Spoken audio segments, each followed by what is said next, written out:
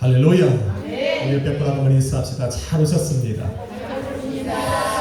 우리 한 번 더 인사합시다. 당신을 위해 좋은 일이 시작되었습니다. 아멘. 제목 한번 같이 읽으려 합니다. 실족하지 않게 하라 말씀하신 예수님. 실족하지 않게 하라 말씀하신 예수님. 아멘. 실족하지 않게 하는 것은 다른 사람을 실족하지 않게 하는 것도 중요하고 또 자기 스스로를 실족하여 넘어지지 않게 하는 것도 중요합니다. 오늘 예수님 그 두 가지 다 강조하고 있음을 여러분 반드시 기억해야 합니다. 천국에서 가장 큰 자가 누구인가? 라는 것으로 열띤 논쟁을 벌이고 있는 제자들에게 예수님께서는 이렇게 말씀하셨습니다. 첫째가 되길 원하면 모든 사람의 끝이 되고, 첫째가 되길 원하면 모든 사람을 섬기는 이가 되고, 나의 이름으로 이 어린아이 하나와 같은 지극히 작은 자를 영접하고 환영하라. 바로 그 사람이 천국에서 크니라 말씀하셨습니다. 그렇게 사신 줄로 물어봅시다. 그렇게 사셨습니다. 여기까지만 보면 우리는 절대로 천국에서 큰 자가 될 수 없습니다. 높아지려 하고 섬김을 받으려 하고 다른 사람보다 더 위에 앉으려고 더 많은 것을 가지려고 우리는 살아왔기 때문입니다. 그런데 예수님은 사실 제자들 중에 누가 천국에서 큰 자가 될 것인지에 대해 관심이 없습니다. 왜냐하면 제자들이 지금까지 행한 일들로는 그들의 높고 낮음을 결정할 수 없기 때문입니다. 아마 앞으로도 그럴 것을 아시기 때문일 겁니다. 그런데 예수님은 제자들 모두를 천국에서 큰 자들이라 인정하고 계십니다. 왜냐하면 이들은 이미 예수님을 영접하여 믿는 사람들이기 때문에 예수님과 항상 동행하고 예수님과 함께 있기 때문입니다. 예수님을 믿어 하나님의 자녀가 되는 권세를 얻었고 하나님의 자녀로서 하늘나라를 상속받은 하나님을 소유한 사람으로 천국에서 큰 자로 살아가고 있기 때문입니다. 그래서 저와 여러분은 천국에서 큰 자가 될 수 있는 겁니다. 아멘. 할렐루야. 아멘. 그래서 천국에서 큰 자가 되는 것이 문제가 아닙니다. 천국에 들어가지 못할 수 있다는 것에 관심을 가지라 우리 주님은 말씀하고 있는 겁니다. 그래서 마가복음과 마태복음에 보면 천국에서 누가 큰 자인가? 라는 논쟁 뒤에 이 실족함에 관한 문제가 연이어 나오는 것을 볼 수가 있습니다. 천국에 들어가는 것과 천국에서 큰 자가 되는 것과 사람들을 실족하게 하는 것과 어떤 연관성이 있을까? 오늘 본문을 잘 들어야 합니다. 저와 여러분이 읽은 그 짧은 구절 안에 실족한다 라는 단어가 굉장히 많이 나옵니다. 또 다른 구절들도 이 실족함이라는 단어와 연관지어 있는 것을 볼 때 하나님의 나라에서 큰 자가 되는 것만큼이나 이 땅에서 실족하게 하는 그 문제가 얼마나 중요한가를 보여주고 있는 것입니다. 만일 누군가를 실족하게 한다면 천국에서 큰 자가 될 수 없을 뿐만 아니라 천국에도 들어가지 못한다는 겁니다. 영원히 꺼지지 않는 그 지옥불에 들어가서 영원히 고통받게 살아갈 수밖에 없다라고 지금 성경은 이야기해주고 있습니다. 그래서 예수님의 관심은 천국에 들어가서 제자들 중 누가 큰 자가 되느냐에 있는 것이 아니라 누가 천국을 소유한 그 자리에서 다시 잃어버린 자로 변화될 것인가에 관심이 있습니다. 잃어버린 자가 돼서는 안 된다. 또 누군가를 잃어버린 자가 되게 해서도 안 된다는 겁니다. 예수님의 관심은 지금 여기에 있습니다. 요한복음 6장 38절로 39절에 보면 예수님께서는 이렇게 말씀합니다. 내가 온 것은 내 뜻을 행하려 함이 아니요 나를 보내신 이의 뜻을 행하려 함이라. 나를 보내신 이의 뜻은 이 작은 자 중에 하나라도 잃어버리지 아니하고 마지막 날 그를 다시 살리는 것이라 말씀합니다. 그래서 누가복음 19장 10절에서는 인자가 온 것은 잃어버린 자를 찾아 구원케 하려 함이라. 만일 이 작은 자들 하나가 이뤄지는 것은 나를 보내신 하늘에 계신 하나님의 뜻이 아니라는 말씀입니다. 잃어버리면 안 되는 겁니다. 잃어버린 자가 되기 위해서도 안 된다는 말씀입니다. 할렐루야. 실족하다 무슨 뜻입니까? 발을 잘못 디뎌 넘어지다, 미끄러지다. 성경에서는 이와 동일한 단어로 거치는 것, 장애물이라는 뜻으로 사용합니다. 다시 말해 어떤 사람을 실족하게 한다라고 하는 것은 그를 장애물에 걸려 넘어지게 한다거나 거치는 것으로 인하여서 죄를 짓게 하는 것을 의미합니다. 만약에 지극히 작은 자 하나를 실족하게 한다는 것은 무엇입니까? 믿음이 연약한 사람을 걸려 넘어지게 하는 겁니다. 그로 인해서 하나님 앞에 죄를 짓게 하는 겁니다. 내가 그 사람이 걸려 넘어지게 하는 장애물이 되지 말라게 하는 겁니다. 그로 하여금 죄를 지으며 살아갈 수 있는 그런 거치는 것이 되지 말라는 겁니다. 할렐루야. 그 작은 자란 예수님께서 뭡니까? 나를 믿는 자라고 말합니다. 나를 믿는 이 작은 자라고 말합니다. 나를 믿는다는 것은 이미 예수 그리스도를 영접함으로 말미암아 하나님의 자녀가 되었다는 거예요. 하나님의 자녀가 되어 천국을 소유한 사람들이요, 이 땅에서 예수 그리스도의 몸된 교회로 살아가고 있는 성도가 되었다는 겁니다. 그러므로 교회 밖에 있는 사람들은 우리 주님의 안중이 없습니다. 예수 그리스도의 몸된 교회가 된 성도를 의미합니다.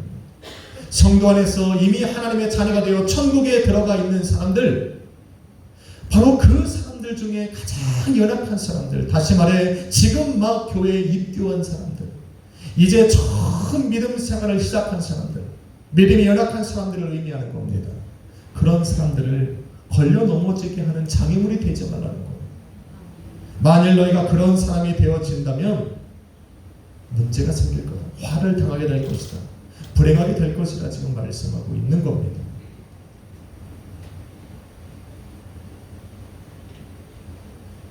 나를 믿는 자 중에 작은 자,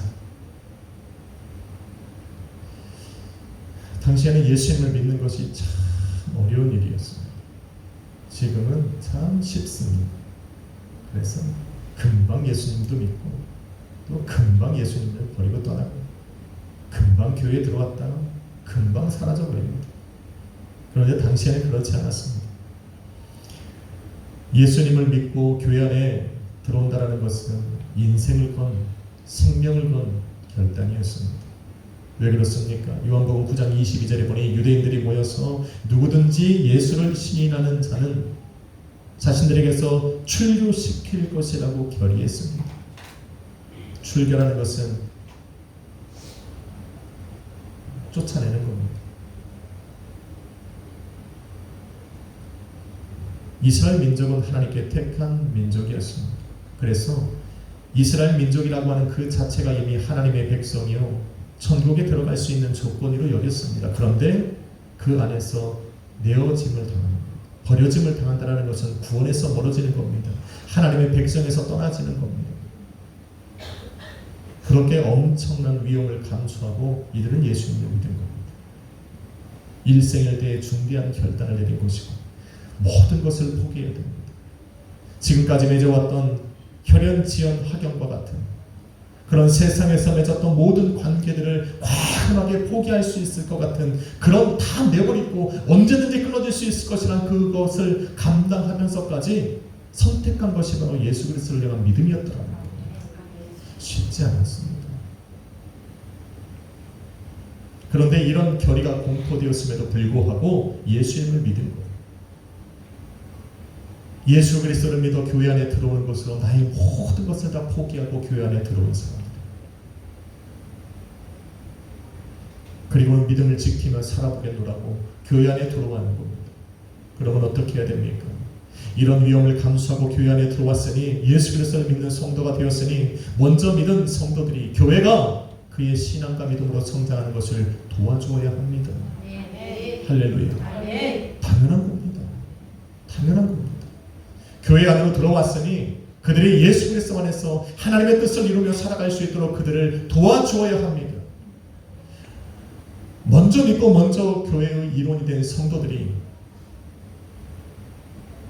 도와주고 신앙의 모범이 되어서 그들을 인도해 가지는 못할 망정, 자신들이 먼저 예수 그리스도를 믿고 자유함을 얻었다고 해서 이들에게 믿음에 거치는 돌이 되어서는 안 됩니다. 이들이 신앙으로 걸어가는 데 있어서 장애물이 되어서는 안 됩니다.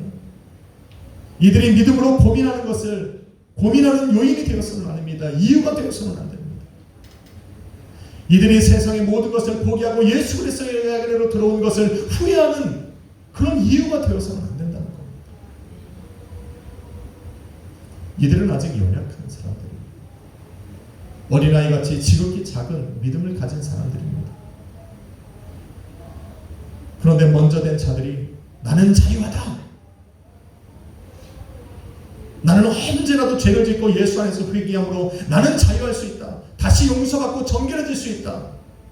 거룩한 사람이 될 수 있다는 그 믿음을 가지고 마음껏 살아간다면 이들은 정말 교회 안에서 숨을 쉴 수가 없어요. 먼저 믿은 성도들이 자유하다고 말하고 하는 그것들을 이 사람들은 행할 수 없는 사람들입니다. 모든 것이 조심스럽습니다. 이제 교회와 들어왔습니다. 누군가에게 믿음과 신앙을 배워야 하는데 누구에게 배웁니까? 먼저 들어온 사람들의 삶을 통해 배웁니다.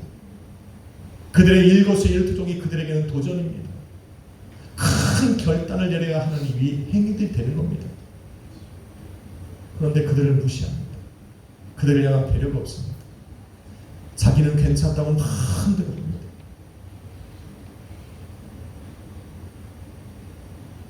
이들을 위해서라도 먼저 믿고 먼저 자유한 성도들은 자신의 삶을 절제해 줘요.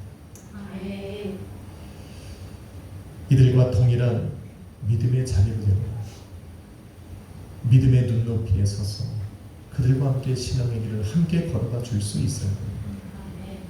할렐루야. 바로 이것이 예수님께서 앞서 말한 천국에서 큰 자가 되는 방법이었습니다. 예수님께서 너희가 첫째가 되게 하느냐 모든 이들의 끝에 앉으라는 것은 바로 믿음의 가장 끝에 서 있는 이들의 자리에 함께 앉으라는 것입니다. 너희가 첫째가 되고 싶으냐 모든 사람을 섬기라 말씀하셨으니까 바로 그 믿음이 연약하여 이제 막 자신의 인생을 다 버리고 예수 그리스도 안으로 들어온 그 사람들을 위하여 너의 삶을 절제하라는 겁니다.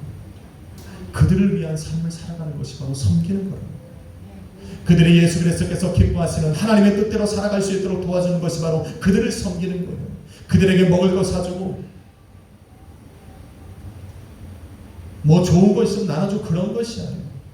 그들이 예수 안에 들어와서 교회 안에 들어와서 예수 그리스도에 향한 믿음을 갖게 된 것은 하나님께서 기뻐하시는 삶을 살고자 원하는 거예요. 예수님이 나를 위하여 십자가 못 박아 죽으신 그 뜻을 자신의 삶에 이루어 드리며 살아가길 원하는 거예요. 그러니까 그런 삶을 살아갈 수 있도록 도와주는 거예요. 그들을 그런 삶을 살게 하는 것이 바로 그들을 섬기는 겁니다. 할렐루야. 그런데 이렇게 해야 할 성도들이 연약한 자들을 위한 어떠한 배려도 없습니다. 자신들이 하고 싶은 대로 다 합니다. 그러면 이제 막 교회에 들어오고 믿음을 갖게 된 성도들이 혼란스러워요. 캐나다에서 깜짝 놀란 일들이 참 많습니다. 한 번은 구역 예배를 드린다고 해서 갔습니다. 근데 캐나다는 참 대부분의 사람들이 교회를 다닙니다. 대부분의 근데 교회 다니는 사람들이 성도는 아닙니다. 참 이상합니다. 많은 사람들이 교회에 오지만 이민자들이 대부분 교회에 나오지만 교회에 나오는 대부분이 예수님을 믿는 것은 아닙니다. 한국 커뮤니티가 한국 사회가 교회 안에 이루어져 있기 때문입니다. 그래서 옵니다. 살기 위해 옵니다. 비즈니스 하려고 옵니다. 그런데 한 번은 구역 예배를 드린다고 해서 갔더니 일부러 은혜스럽게 예배를 막 마쳤습니다. 설교를 하고 찬양을 하고 기도하고 그리고 나서 이제 2부로 가자는 거예요. 2부가 있냐고 물어보니까 있다는 거예요. 2부의 자리로 딱 갔더니 와인이 그냥 쫙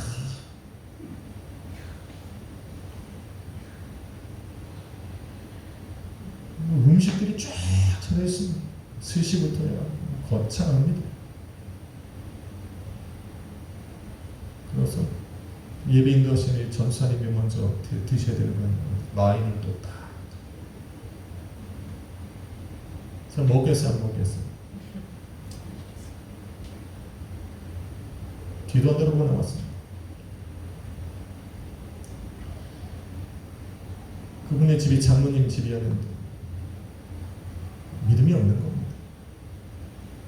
저와 함께 갔던 그 이제 막 예수 그리스도를 전도받았어 교회에 나온 그 분이 당황해하는 모습을 저는 봅니다. 이래도 되는 거냐 물어봅니다. 제가 나오니까 그분도 따라 나옵니다. 그러면서 차 안에서 계속 물어봅니다. 이래도 되는 거냐? 교회가 원래 이러면 되는 거냐? 장로님은 저래도 되는 거냐? 할 말이 없습니다. 얼굴을 들을 수가 없습니다. 부끄럽고 창피하고 예수 믿는 것이 이렇게 부끄럽다는 걸 그때 알았습니다. 여러분 사도 바울이 먼저 된 성도들에게 이렇게 이야기합니다. 고린도전서 8장 9절에 너희 자유함이 약한 자들에게 거치는 것이 되지 않도록 주의하라.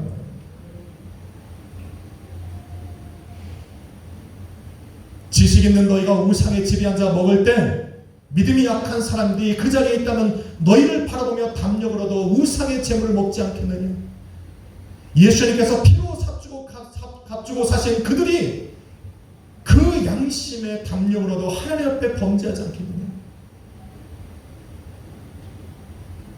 그리스도께서 그들을 위하여 죽으신 그들은 바로 형제다. 이같이 너희가 형제로 하여금 죄를 짓게 한다면 그 약한 양심을 상하게 하는 것이 곧 그리스도에게 죄를 짓게 하는 것이다. 그리고는 사도 바울이 여기서 뭐라고 말합니까? 만일 식물이 나의 형제로 실족하게 한다면 나는 평생 두고 고기를 먹지 않을 것이다. 그것으로 인해서 내 형제로 실족하지 않게 할 것입니다. 고기를 먹지 못해서가 아니라 고기를 먹지 않을 수 있는 자유함을 얻었기 때문에 나는 내 형제를 실족하지 않기 위해 나는 안 할 수 있다는 겁니다. 할렐루야. 아멘. 생명을 걸고 단순히 생명을 걸고 예수 그리스도의 십자가의 복음을 전했기 때문에 하나님이 바울을 위대한 자라고 일컬어주는 것이 아닙니다. 그의 삶을 통해 다른 사람을 실족하지 않기 위해 바로 천국에서 큰 자와 같은 삶을 살아왔기 때문에 예수님께서는 그를, 성경은 그를 위대한 바울로 우리는 인정해 주는 겁니다. 성도된 저와 여러분에게도 기회가 있습니다. 예수님을 믿고 삶의 자유함을 얻은 것이 있다면 그 자유함은 나를 위한 자유함이 아닙니다. 믿음 안에 있는 예수 그리스도 안에서 한 몸 이룬 교회가 되어 살아가는 이사박 신앙생활을 시작한 믿음을 갖게 된 그 성도를 위한 것입니다. 자유함이란 무엇입니까? 내가 이전에 할 수 없었던 것을 내가 할 수 있는 그런 자유함입니다. 이전에는 내가 성도들을 거치게 하는 것, 상도들을 넘어지게 하는 것대로 살아서 어쩔 수 없이 내가 죄악된 이 육체 안에 거하기 때문에 어쩔 수 없이 행했던 이것들을 이제는 예수 그리스도를 믿고 나니 자유함이 생겨서 거부할 수 있는 자유함이 생긴 겁니다. 그것을 포기할 수 있는 자유함이 생긴 겁니다. 그 사람들을 실족하게 하는 것이라면 과감하게 내어버릴 수 있는 그런 권세를 가지게 되는 것입니다. 우리는 그걸 누려야 됩니다. 믿음이 연약한 이들이 저와 여러분과 같은 그 장성한 분량에 이를 때까지 우리는 그들을 위해 나의 자유함으로 그들을 섬길 수 있어야 됩니다. 그들은 세상과 다름을 바라보며 교회 안으로 들어온 사람들. 교회 안에 들어왔을 때 교회가 세상과 교회가 세상과 다름을 발견하지 못하면 그들은 낙심하고 돌아갑니다. 예수 안에 있는 것이 예수 밖에 있는 것과 다름을 보기 위해서 예수를 믿었는데 예수를 안에 있다고 하는 사람들이 예수 밖에 있는 사람들과 삶이 다르지 않다면 그들은 실망하고 돌아갈 겁니다. 믿음을 가진 성도들과 그렇지 않은 성도들의 삶의 다름을 인정하기에 그들은 예수 그리스도를 믿고 들어왔는데 예수 그리스도를 믿는 자라고 말한 그 성도들의 삶이 세상에 있는 사람들과 다르지 않음을 발견할 때 그들은 과감하게 믿음을 버려버릴 겁니다. 그 책임은 먼저 믿게 된 저와 여러분입니다. 예수 안에 있는 우리는 세상과 다른 법을 보여줍니다. 교회 안에 먼저 들어온 우리는 세상과 다름을 보여줘야 합니다. 먼저 예수 그리스도를 믿게 된 우리는 믿지 않는 것과 다름을 보여줘야 합니다. 중요합니다. 한 번은 식당에 들어가서 밥을 먹는데 옆 테이블에 여러 명이 앉아서 밥을 먹습니다. 식탁 위에 보니 벌써 술병들이 한두 개가 아닙니다. 그런데 한 분이 또 술을 주문하는 겁니다. 참 있을 세력이 옆에 있던 친구가 말하면 야 너는 교회 다니면서 이렇게 술을 좋아하니? 그 사람이 말합니다. 야, 나는 우리 교회 장로님도 먹고 집사님들하고 같이 먹어서 술도 먹고. 그러니 그 앞에 있던 한 사람이 말한 것이 저에게 완전 충격이었어요. 야, 그게 무슨 교회야? 나는 그래서 교회 안 가. 가면 뭐하냐, 똑같은데. 이 말을 듣는데 제 마음에서 막 분이 올라온 거예요. 가서 어느 교회냐 물어보고 싶었어요.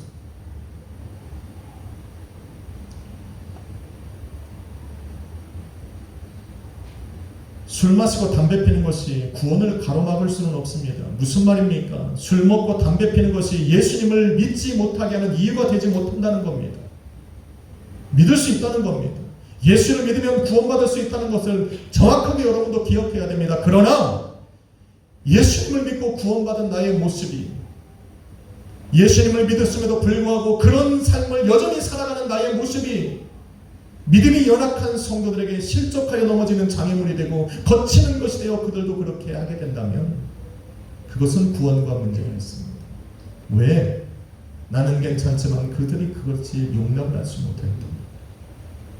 나의 자유함으로는 그것을 인정할 수 있는데 그렇지 못한 자들이 그걸로 인하여 실족하고 넘어가고 교회에 나오지 않고 믿음을 떠나고 나간다면 그것은 우리에게 죄가 되는 겁니다. 기억해야 됩니다. 많은 사람이 물어봐요. 술 먹어도 되는 안 먹어도 되는. 성경에 담배 피지 말라는 얘기 어디 있느냐. 여러분이 자유할 수 있다면 하십시오. 그러나 그것은 여러분의 자유가 아닙니다. 지금 교회에 막 들어온 사람들이 그런 모습을 바라보면서 실족하고 세상과 교회가 다름을 발견하지 못하게 되는 이유가 된다면 그것은 죄입니다.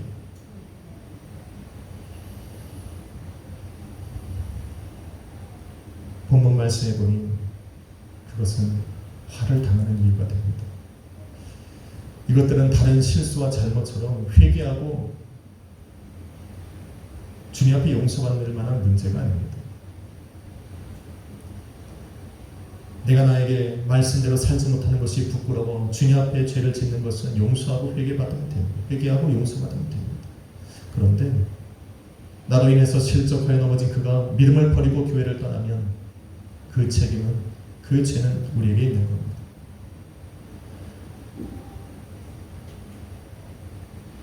차라리 그렇게 하려면 연자맷돌을 목에 걸고 깊은 바다에 들어가는 것이 낫다 이야기합니다. 만일 성도를 믿음이 연약한 그를 실족하여 넘어지게 하는 것이 나의 손과 발이라면 차라리 그것을 찍어버리고 차라리 나의 형제를 믿음에서 떠나고 실족하여 교회를 떠나게 하는 것이 나의 눈이라면 눈을 하나 파버리고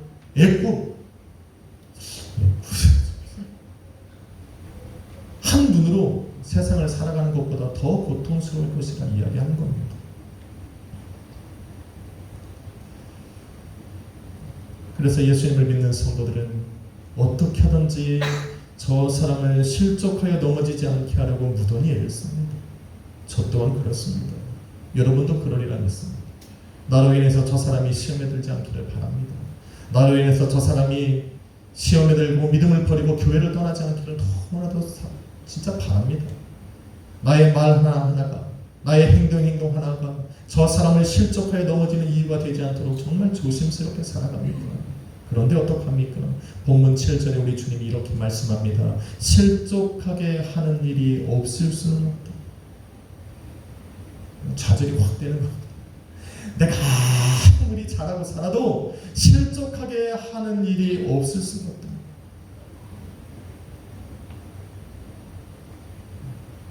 한 번에 제가 부임을 해서 갔습니다. 이제 후임으로 갔어요. 조금 있으면 그 담임 목사님이 은퇴를 하고 내가 그 교회 담임으로 가야 되는데 조금 큰 교회였습니다. 가자마자 참 이상합니다. 한 번은 갔더니 우리 사모가 옷을 예쁘게 입고 왔어요. 우리 저기 권사님처럼 예쁘게 귀걸이도 하고 화장도 이제 예쁘게 좀 하고 그러고 갔어요. 그랬더니 한 장로님이 왔어요. 아니 사모님이 그렇게 하고 다니면 참 힘들게 사는 분들이 저분들이 시험에 들지 않겠냐고. 그래서 우리는 또 그런가 보다. 그리고 그 다음에 우리 사모가 또 얼굴에 화장도 좀 준수하게 하고 옷도 또 있는 거 대충 입고 또 갔어요. 그랬더니 한 장로님이 왔어요. 뭐라니까? 아니 그래도 교회 사모님인데 좀 예쁘게 하고 다녀야 하는 거인가? 이래도 실족하는 사람이 생기고 저래도 실족하는 사람이. 여러분 성경에도 그렇습니다. 예수님이 도대체 너희들은 나에게 뭘 원하는 거냐? 내가 울면 운다고 뭐라? 내가 웃으면 너희는 웃는다고 뭐라? 실족하는 사람은 누가 무엇 때문에 실족하는 것이 아니라 본인이 실족하는 겁니다. 그래서 예수님이 뭐라고 말씀하십니까? 나로 인해서 실족하지 않는 사람은 복이 있다고 말씀합니다.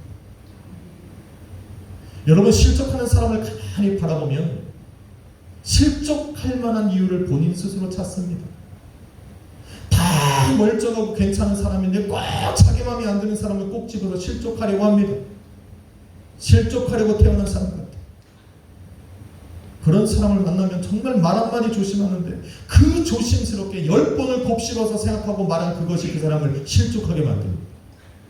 한 번은 아침에 만나서 너무 반가워서 오늘은 멋지시냐고 했더니 지난번에 안 이뻤다는 거예요. 그럴 거예요. 그럼 뭐라고 얘기를 해야 됩니까?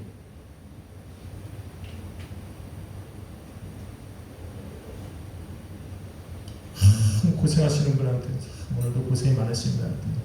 목사님은 고생 안 해봐서 모르시죠? 무슨 말을 하고 어떤 말을 내뱉어야 될지 정말 그런 사람은 실족하기 위하여 태어난 사람입니다. 오늘 제목이 뭡니까? 실족하지 않게 하라. 다른 사람을 실족하지 않게 하는 것도 중요하지만 본인 스스로가 실족하게 하지 않으려고 노력해야 됩니다. 이것이 유일한 방법입니다. 실족하게 하는 일이 없을 수는 없습니다. 나 한 사람을 바라보는 사람들이 수십 명이 되는데 그 수십 명의 살 모든 만족을 내가 줄 수는 없습니다. 이 중에서 누군가 한 명이라도 나를 위해 실족한다면 나는 그 죄를 감당해야 되는데 이런 일이 없을 수 없다고 하니 낙이 없습니다. 어떻게 하면 됩니까? 방법은 이겁니다. 실족하게 하는 일이 없을 수는 없으니 예수 그리스도 안에서 한 몸 이룬 교회, 믿음 안에서 한 몸을 이룬 우리 서로가 서로에게 실족하지 않으면 되는 겁니다. 실족하지 않으면 돼요. 실족하게 하는 일이 없을 수 없으니 내가 실족하지 않아주면 돼요. 이게 유일한 방법입니다. 서로 실족하지 않도록 서로를 위해 실족하게 만드는 일들을 서로 절제하고 조심해야 되는 것도 중요하지만 그 사람들의 그런 노력을 좀 인정해주고 그럼에도 불구하고 그 사람이 연약한다는 것을 좀 인정해주고 저 사람 때문에 내가 실족하지 않아주는 것이 바로 저 사람을 살리고 나도 사는 겁니다. 이거 되게 중요한 겁니다. 그래서 예수님이 실족함에 관해 말씀하신 후에 뭐라고 말씀하십니까? 용서함에 관해 설교하셨어요. 실족하지 않는 것은 바로 저 사람을 용서해 주는 것으로 된다. 그래서 예수님께서 용서함에 관해 말씀하신 그 유명한 말이 그 다음 구절에 나옵니다. 마태복음 18장 22절에 7번뿐 아니라 7번을 70번까지 해줘. 실족할 수 있는 일들이 하루에도 7번씩 70번이라는 그런 기회들이 내게 온다. 그 모든 것 속에서 내가 실족하지 않으려면 너희는 용서하는 수밖에 없다. 내가 다른 사람을 실족하게 하는 일이 하루에도 7번씩 70번이라도 내 삶에 이루어질 수 있다는 거예요. 그러니까 그 모든 사람을 만족시키는 것보다 중요한 것은 내가 실족하지 않는 거예요. 실족하지 않는 것은 바로 용서해 주는 거라. 나의 삶에 조금 마음에 안 들어오면 용서해 주는 거예요. 베드로가 이렇게 말을 합니다. 베드로서 1장 10절 21절에 형제들아 너희가 이것을 행한즉 서로 용서해 주며 서로 실족해 주지 않은즉 실족하지 않으리라. 이렇게 하면 우리 주 예수 그리스도의 영원한 나라에 들어감을 너희가 넉넉히 얻으리라. 할렐루야. 이것이 방법입니다. 한번 인사합시다. 실족하게 하지 맙시다. 한 번 더 해야 됩니다. 이제는 실족하지 맙시다. 마지막 한 번 더. 천국에 함께 갑시다. 우리 교회는 서로 실족하게 하지 마시고 또 서로 실족하지 마세요. 저 사람 때문에 시험 들어요. 가만히 보면 자신의 문제예요. 사랑하는 성도 여러분, 마태복음 11장 6절에 우리 주님은 이렇게 말씀합니다. 누구든지 나로 말미암아 실족하지 아니하는 자는 복이 있도다. 예수님 때문에도 실족하는 사람이 있다면 저와 여러분은 오죽하겠습니까? 예수님께서 나로 말미암지 않고 나로 말미암아라고 말씀하신 것은 본인 한 분을 의미하는 것도 되지만 예수 그리스도의 몸된 교회와 또 그 몸된 교회의 지체로 살아가는 성도들 또한 의미하고 있는 겁니다. 그래서 예수님이 나로 말미암아 실족하지 않는 사람이 복이 있다고 말씀하신 것은 예수 그리스도의 몸된 교회로 너희가 실족하지 않는 사람들은 복이 있고 예수 그리스도의 몸된 교회의 구성이 되는 성도들로 인하여 실족하지 않는 그 사람은 복이 있다 지금 말하고 있는 거예요. 믿음 안에서 한 몸 이룬 교회가 되고 또 한 몸 이룬 성도가 되었다면 천국에 들어가서 함께 큰 자가 될 수 있도록 서로 도와주어야 합니다. 그것은 서로를 실족하지 않게 하는 것고 서로에게 실족하지 않는 겁니다. 용서해 주는 겁니다. 먼저 믿은 성도들은 자신의 자유함이 다른 사람들의 실족함이 되지 않도록 방종함이 되지 않도록 조심해야 됩니다. 먹는 것 하나, 말하는 것 하나 정말 조심해야 됩니다. 이 자리에 보면 믿음이 연약한 분들 많이 있습니다. 그 사람들이 믿음으로 온전히 성장할 수 있도록 하나님께서 기뻐하시는 성도의 모습으로 살아갈 수 있도록 도와줘야 됩니다. 저는 우리 나은이도 여기 있고 우리 미연이도 있고 저 자매들이 지금 저와 여러분을 통해 신앙을 배우고 있어요. 믿음을 배워가고 있어요. 어떤 신앙의 모습으로 자라게 할지 어떤 믿음을 갖게 할지 우리가 도와줘야 돼요. 세상과 다름을 보여줘야 합니다. 예수 밖에 있는 사람들과의 다름을 보여줘야 합니다. 그럼에도 불구하고 실족하게 하는 일이 없을 수는 없으니 이제는 우리가 서로가 서로에게 실족하지 않아야 됩니다. 너는 왜 저래? 저 사람 왜 저래? 라고 실족하려 하지 마십시오. 실족할 일이 생길 때마다 그 사람들도 노력하고 있다는 것을 인정해 줍니다. 가정에서는 부부가 인정해 줘야 됩니다. 부모와 자녀가 인정해 줘야 됩니다. 목회자와 성도가 이해해 주고 성도가 성도끼리 이해해 줘야 됩니다. 저 사람도 노력하고 있다는 걸 인정해 줍니다. 이렇게 살아가는 우리 약수의 교회는 실족하여 서로 넘어뜨리는 것이 아니라 오히려 실족할 수 없는 이러한 상황 속에서도 서로 하나님의 나라의 큰 자가 될 수 있도록 돕는 그런 삶을 살아갈 수가 있습니다. 할렐루야. 그러니 우리로 그런 사람이 되어 하나님 앞에서 큰 자가 될 수 있도록 도와주는 우리 성도들한테 감사해야 됩니다. 내 옆에 있는 사람들에게 감사해야 됩니다. 고마워해야 합니다. 나로 실족하지 않아 주어서 감사해야 됩니다. 나의 이 모난 성격, 이 거침없는 말, 거침없는 행동들 이런 것 때문에라도 실족해주지 않는 그 사람 때문에 나는 오늘도 천국을 꿈꿀 수 있는 겁니다. 할렐루야. 인사하고 마치려고 합니다.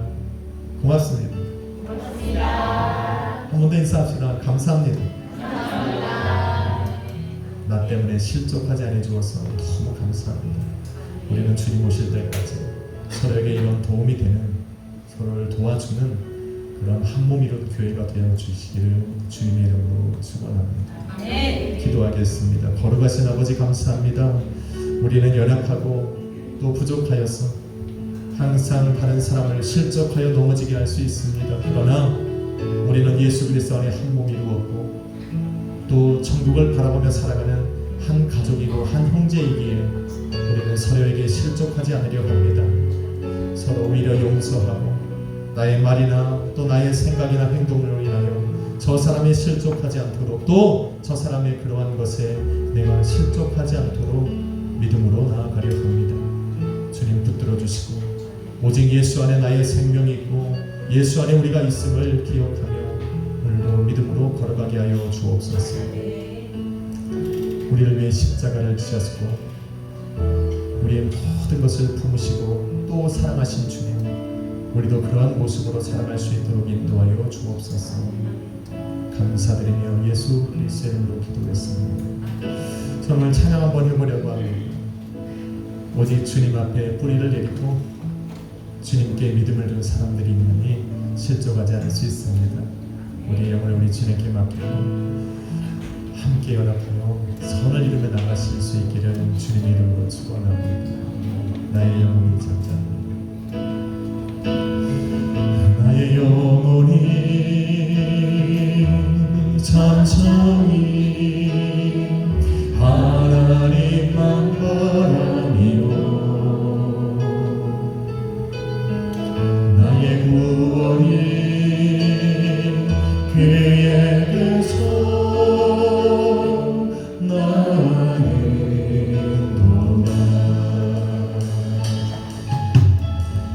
나의 영혼이 잠잠히 하나님만 바라.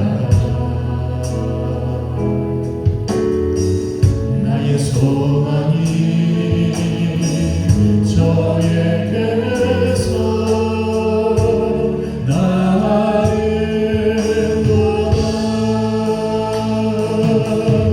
오직 주만이 나의 반석, 나의 구원이시니.